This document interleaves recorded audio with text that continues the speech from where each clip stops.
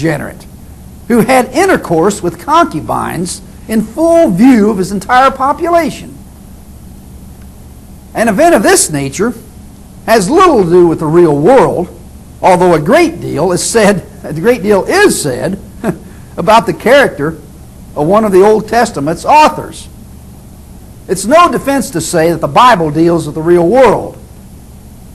Going to the bathroom, sitting on toilets, having bowel movements, and using urinals are a part of real life too, but there are civil and uncivil ways to discuss them.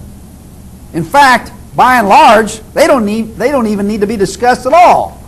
There's no reason to, unless somebody's either instructionally concerned, like with babies, medically involved, or mentally depraved.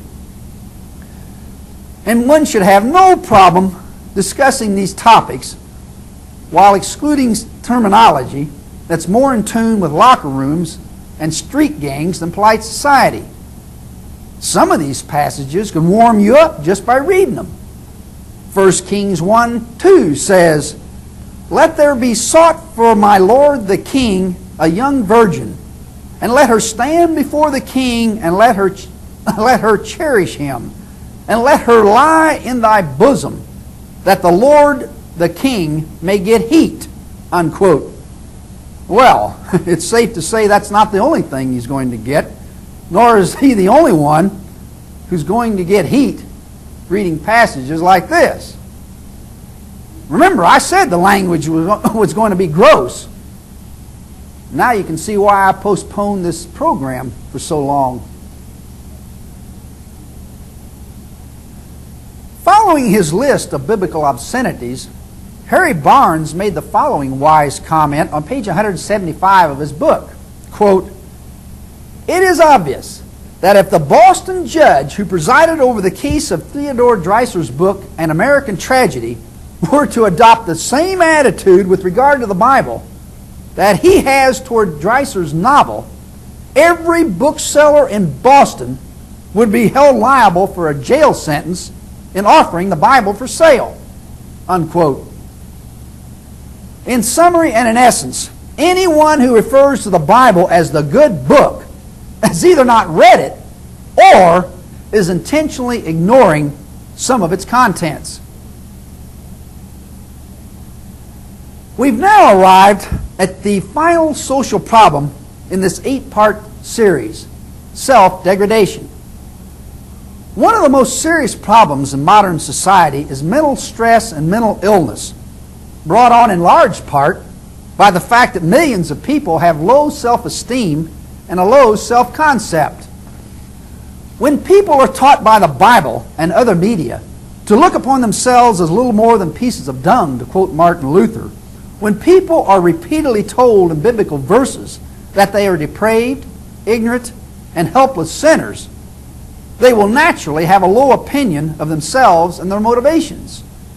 And when this is added to the fact that they are repeatedly told that they are responsible for their own condition, that they are responsible for what their life has become, is it any wonder that millions fall into a feeling of hopelessness and despair when conditions don't turn out as they wanted? They are taught that they are basically corrupt. And they are told that they are primarily responsible for their own behavior. And yet both are false. Teachings of this kind will make people believe that their allegedly corrupt nature and the decisions they have made in life have caused all their problems and failures, when, in reality, the vast bulk of that which occurs is beyond their control and made them what they are. Nearly every factor of real significance in a person's life is beyond his influence, especially in the earliest and most important formative years. So it is far from wise to blame people for their behavior.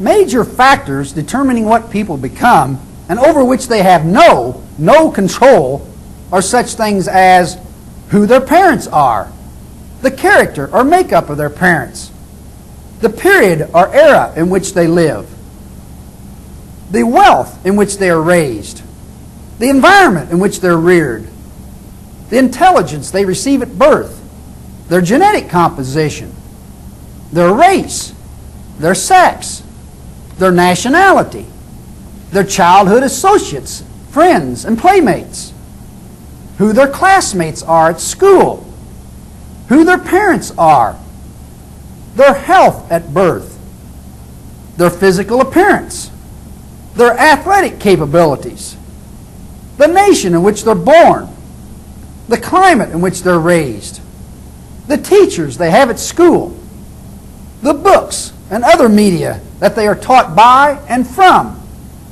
the ideas they're taught, the people they associate with at work, the quality of their air and water, and so on ad infinitum. This list could go on for quite a while. In fact, the degree to which people can control their destiny is amazingly restricted when all factors are taken into account. All the time we're being told how free we are, that's exactly what we aren't. Rather than being 98% free and 2% controlled, we're actually 98% controlled and 2% free. No wonder people are plagued with difficulties and self-denigrating. No wonder they put themselves down and have such a low opinion of their own capabilities. They've been convinced they've caused their own predicament.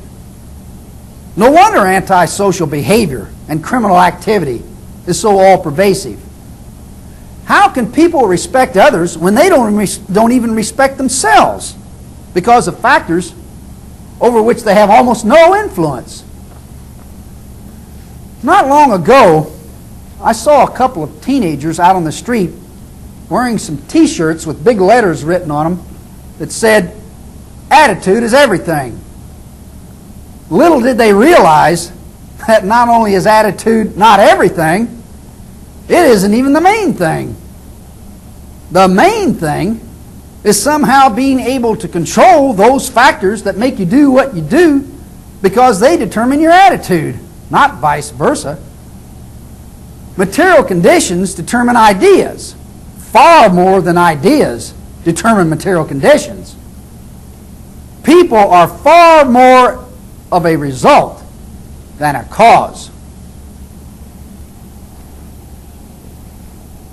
That completes our presentation. And please join us later for the 60th edition of Biblical Errancy Commentary, when we'll continue showing why the Bible is nothing more than the flawed composition of some fallible human beings.